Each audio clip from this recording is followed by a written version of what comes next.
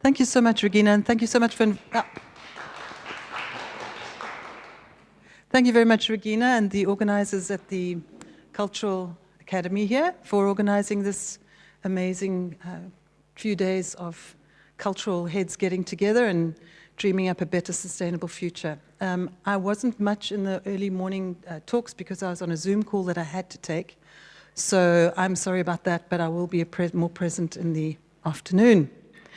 So I changed my title, probably in the notes that you've got. There was another title, because when I started to read about more issues about sustainability, I suddenly realized it's got much more to do with organizational strategies and artistic strategies in order to sustain ourselves.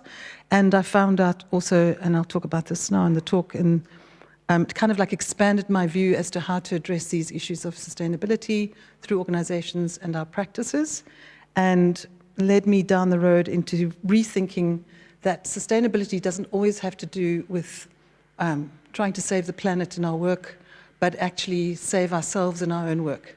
So, and our creativity and the way that we approach our work. So I will go through this talk. I'm going to read some notes in the beginning, because when I first started out researching this topic, the issues around the issues of sustainability, that is cultural and organizational sustainability related to aesthetics and sustainable art practices.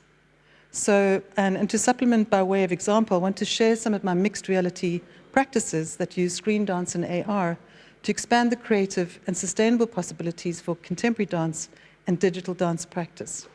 So first of all, I'll talk about sustainability in our artwork, and also in the creation of our artwork, and also how to rethink organizational practices using sustainable approaches. And after that, then I want to show you 4 of my works: Partake, Scatter Dance, and Catalyst Somatic Resonance, as well as a Green Hour app that I was developing, a new sustainable fashion campaign currently in development. And then after this, catalysts will be displayed. I'm sure you've seen some of the posters and postcards out there.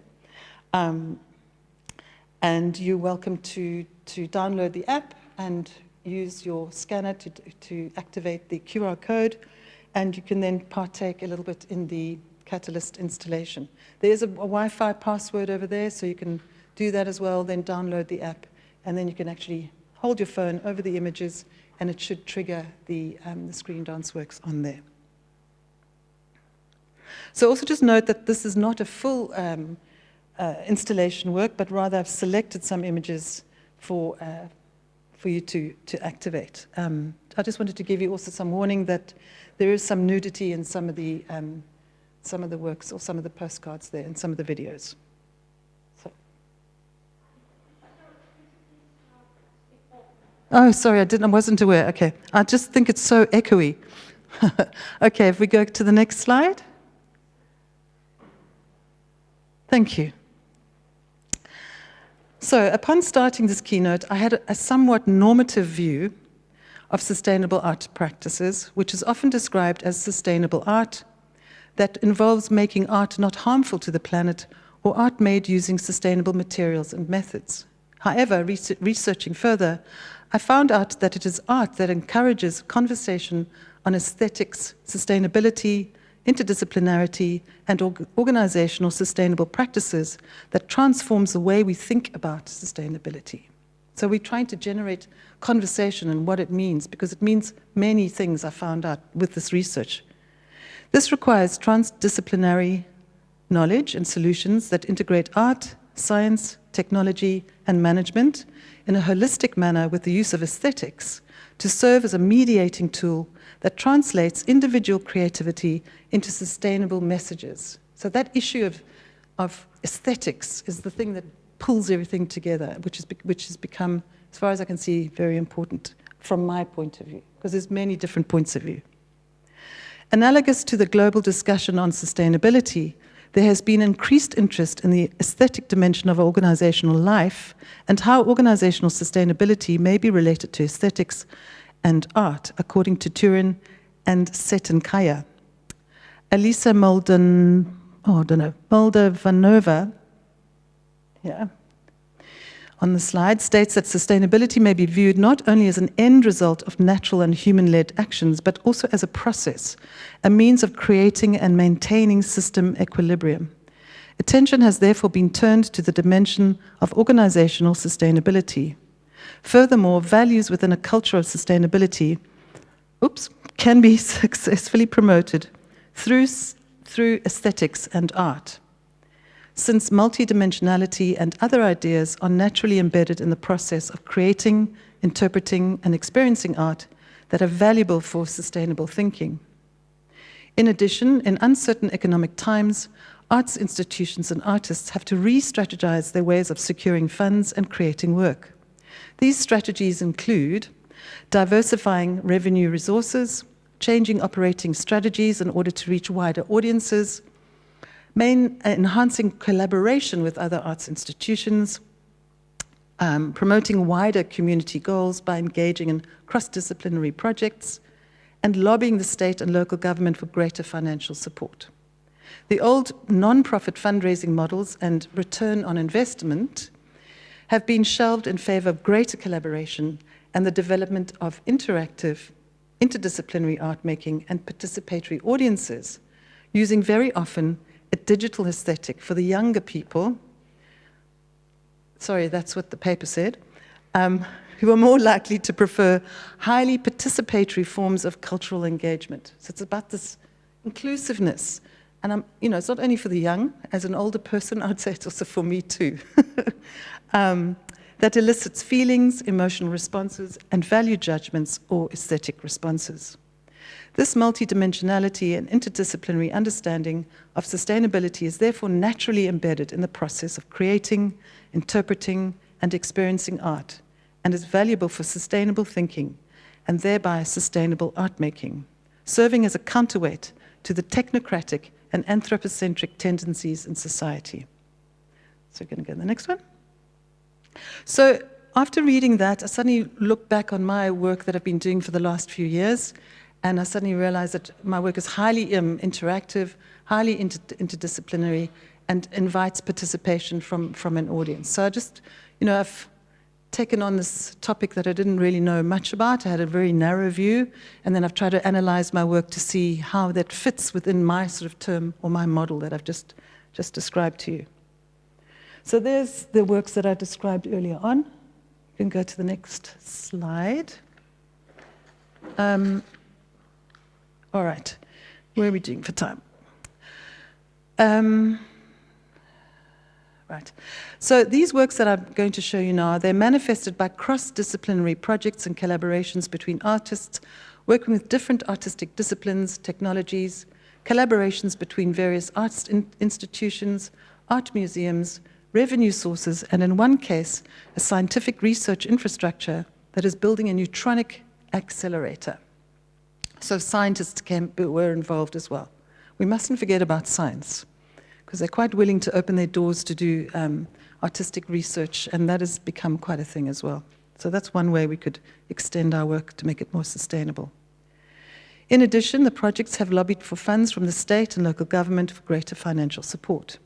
Because of this, the projects have not only expanded the creative possibilities for my digital dance practice, but also provide an idea of how culture and aesthetics contributes to the long-term sustainability of communities and societies.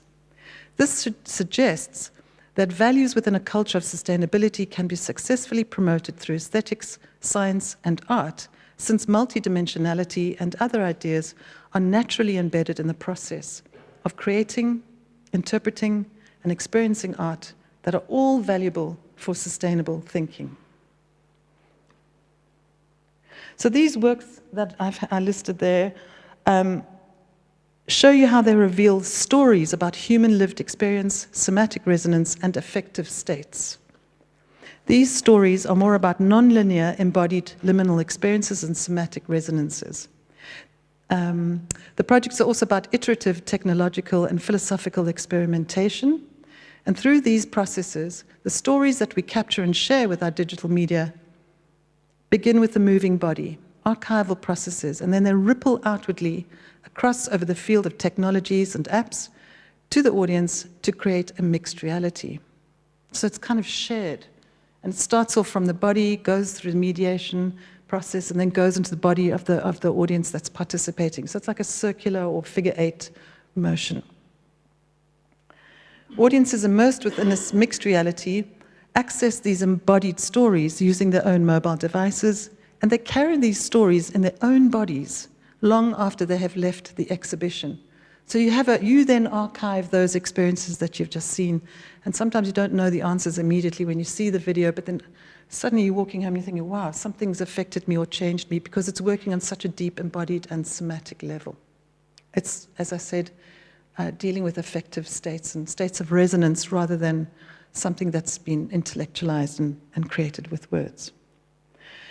So when I first went into this journey of creating my own works, I used Aurasma, which was freely available at that time with an AR app. And this is the work here, Partake. And this was South Africa's first augmented reality contemporary dance installation. Was created in 2014. That's nearly 10 years ago, I can't believe it. And it was presented at the National Arts Festival in South Africa and Screendance Africa to a wide audience down there. So basically it was a journey through the city with posters that were put up outside different venues where choreographers had performed their works during the time of transition from apartheid to post-apartheid South Africa. So, and some of the works were from 1984 to 2013. The exhibition also marked the 40th anniversary of the National Arts Festival and was accessed, as I said, using Aurasma on mobile devices. With the app tracking an image or tag, you triggered a 2-minute video of a South African choreographer's work that had appeared on the main program, as I said, during South Africa's political transformation. The project aimed to spur and enhance audience participation in the development of South African contemporary dance and to explore a novel choreographic structure using AR. So basically walking through the city became a choreographic exercise as well. So you had to journey through time and understand where those pieces had been performed before, and you became part of that choreographic and journey of time through time and space, through the mediation. The audience then becomes part of the exhibition, presented at 10 different venues through the city of Grahamstown by following a map and triggering 10 tagged images at each venue. In the next slide, I'm going to show you a little video. This is the tag for Vincent Mansu. He performed this in 1996. Don't forget, democracy happened in South Africa in 1994. So he created this work, and you held your phone onto this tag, and it presented this first work that he did, which won many awards because it was very interesting, because the work that he created was a dance style that he kind of invented, where he was using African dance and contemporary dance and things that he had learned in the East. And he called it Afrofusion. And that became a very strong language in South African dance in the post-apartheid choreographic investigation. So at that point, you know, dancers weren't just doing contemporary dance or ballet or Indian dance. They suddenly were exploring how to be multi-dimensional and to try and collaborate with other. I was even performing with African dancers, with my ballet and with my contemporary dance, balancing sticks on my head and, you know, wearing grass skirts and stamping on the floor, and then performing, you know, in a contemporary style. We were all interested as to how to make this Afrofusion. So it was a time of exploration, of trying to find a new dance aesthetic that would fit this new South Africa that we were dealing with. Anyway, let's watch this, the next slide, and we can see the video. Yeah, you've just got to press the little go button.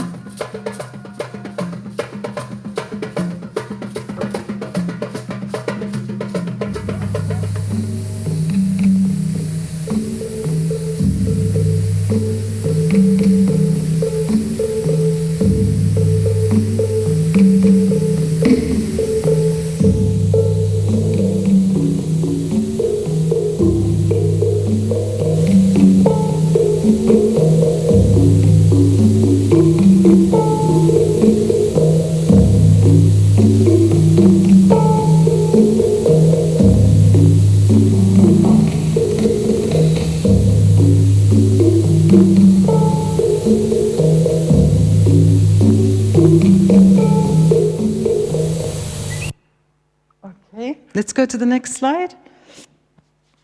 Now, I've made a big jump in time. I wanted to show a work called, if you go to the next slide. Nice. Yeah, okay.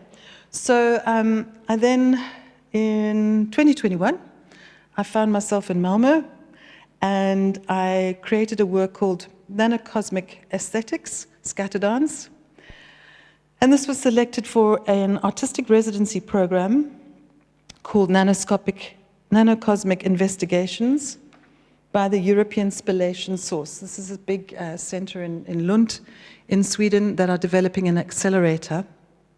Then a part of this was also, the residency was also funded by Malmö Museum, Inter Art Center, and also by Malmö University.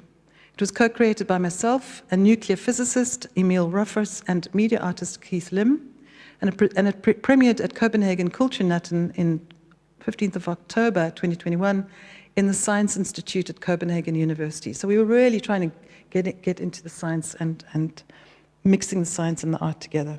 So basically here what you see is a scatter dance is a representation of small angle neutron scattering. I know this means absolutely nothing to you, but what happens is that these scientists throw neutrons at perhaps like a chemical or a bacteria or a germ or a virus like COVID, and then they want to see the internal structure of that entity, whatever it is, and they throw it down this accelerator that's about 1 kilometer long, and the neutrons that are fired at this element then scatter information about the cell structure, and then they know what kind of chemical to make to perhaps prevent more diseases, etc., etc.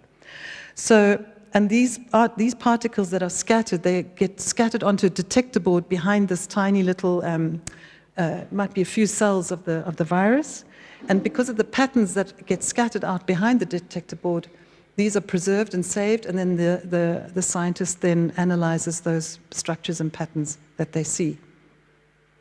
So taking that on board,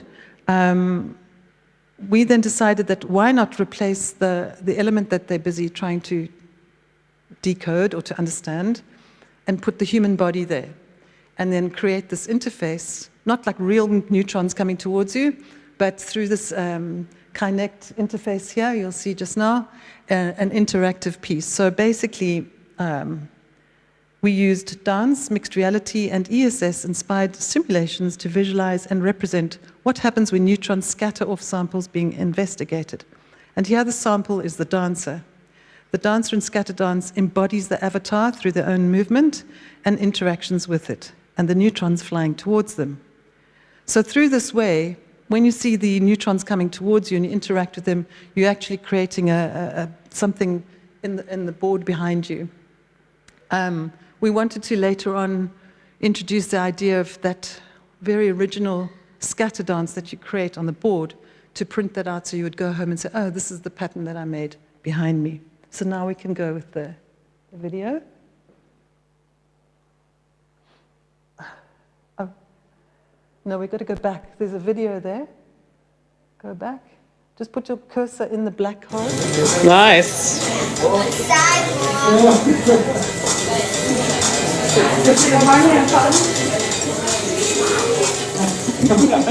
So these are non-dance people entering into this space. A lot of them are scientists, and some of them have never done any interactive work like this before. And some people would just be curious. And then we have put a detector behind you, and we detect the neutrons as they bounce off you. And because we know how the neutrons have bounced off you, so it's explaining what you the element, and the neutrons are going to come towards you, and you're going to create a scatter pattern behind you. The structure of proteins. So they're becoming part of the work because they're embodying this avatar in front of it. And in that way you make people much more interested in science and using art and aesthetics. They begin to understand these enormous processes that are happening outside around us in big tech companies, basically. So there's the pattern starting to form. I mean, it's a bit like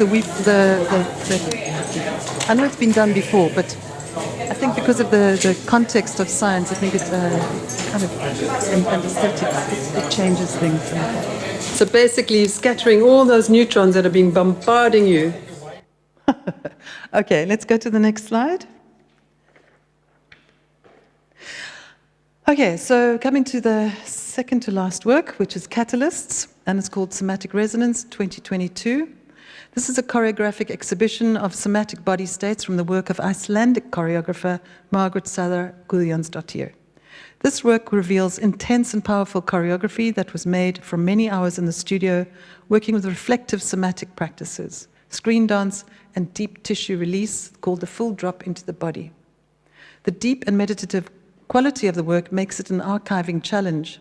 So how is it possible to archive and share the dynamic moving mediation of the dancers? So that inner quality, what technologies can you use to share that with an audience? So we used this AR and screen dance mediation, and visitors immerse themselves in the resonant states of the dancers, informed by the full drop into the body, using an app that they download onto their devices to create a mixed reality. States of affective potential arise from awakening latent energies over time, across media and flesh, expanding what dance can be and how bodies can remember. So in this way, like I said earlier on, visitors to the exhibition carry the stories of this choreographic exhibition outwards, like ripples in a collective somatic field, long after they have left the exhibition. Just to let you know that this is the full team that was involved in this. We spent 10 years to get to this point. We had many, many different prototypes, so it was a lot of years of exploration and iterative processes with different team members and an AR app developer. And just to note that it's been funded quite extensively by, you can see the list there, from the federal government in Germany, Data Society Research Program at Malmö University, InterArts in Malmö, the ICI in Berlin, and Open Space Tanzfabrik Berlin, and WUK Performing Arts. So it's received a lot of different funding sources from various places. So I want to show you the video trailer. I don't know how much I'm going to show you, but I'll show you the video trailer so you can get an idea.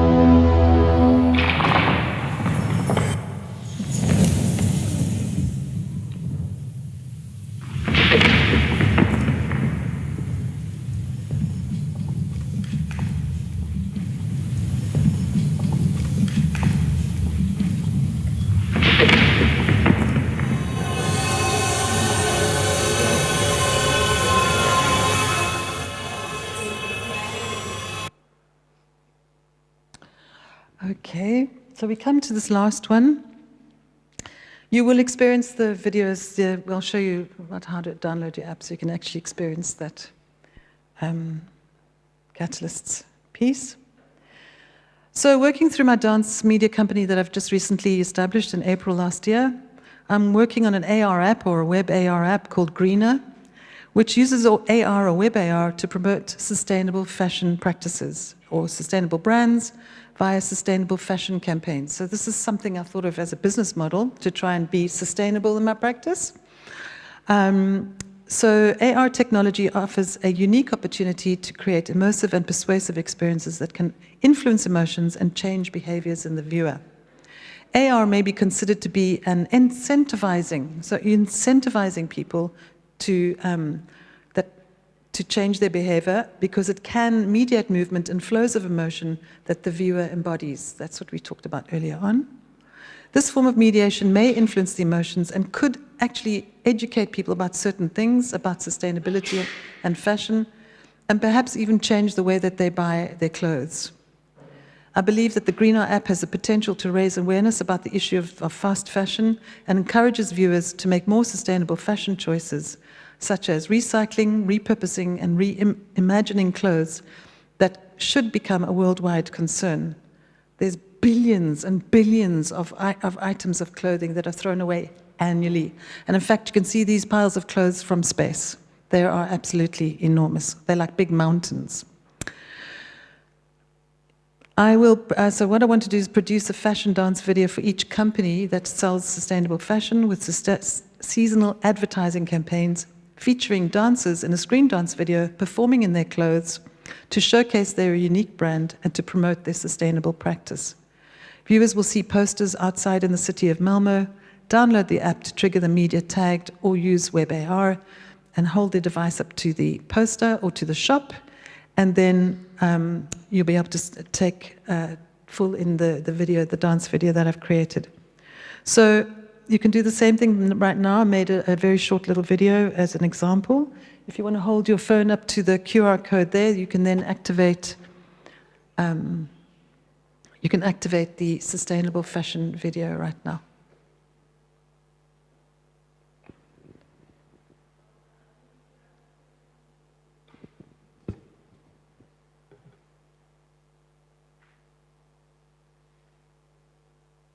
Is it working?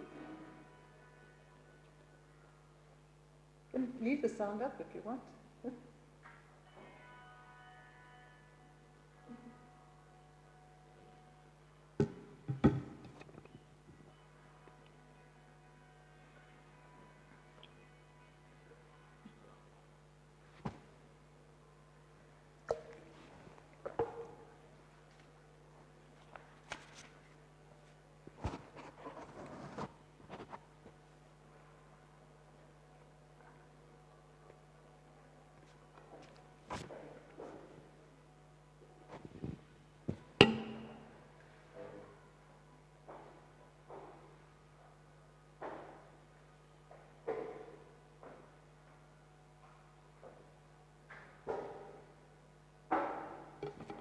Okay, you can look at that again because I've put the QR code just around the corner. So right now, if we go to the next slide.